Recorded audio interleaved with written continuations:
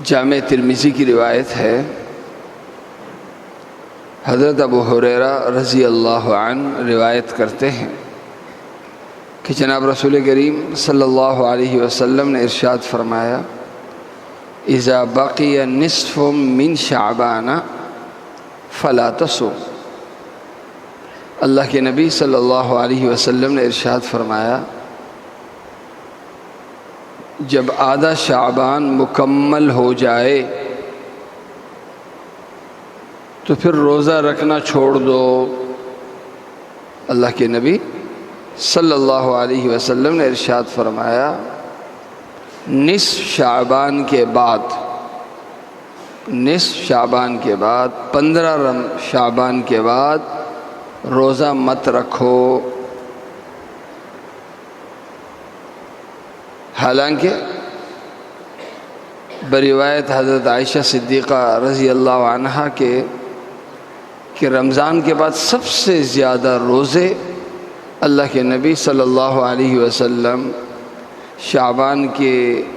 مہینے میں رکھتے تھے اور پورے شعبان میں رکھتے تھے، اور سب سے زیادہ رکھتے تھے رمضان کے بعد۔ لیکن یہاں فرمایا جا رہا ہے کہ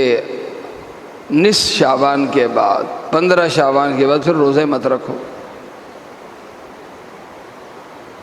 تو روزہ رکھنا ممنوع ہوتا، غلط ہوتا،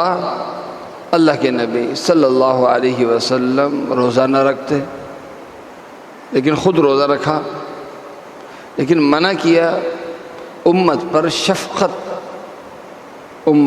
شفقت کرنے کے لیے، امت کی آسانی کے لیے، کہ کہیں ایسا نہ ہو کہ میری پیروی میں میری امت پورا 1 مہینہ یا اکثر مہینہ شعبان کے روزے رکھے سنت کے طور پر، اور اس کے بعد رمضان کے پورے مہینے کے روزے رکھے فرض کے طور پر، اور اس طرح 2 مہینوں کے لگ بھگ 2 مہینوں کے روزے میری امت کو رکھنے پڑیں گے۔ اس لیے اللہ کے نبی صلی اللہ علیہ وسلم نے امت کی آسانی کے لیے اور تاکہ رمضان کے روزوں کے لیے توانائی باقی رہے، چستی باقی رہے، اس لیے اللہ کے نبی صلی اللہ علیہ وسلم نے 15 شعبان کے بعد روزہ رکھنے سے منع کیا ہے۔ اللہ تعالیٰ مجھے اور آپ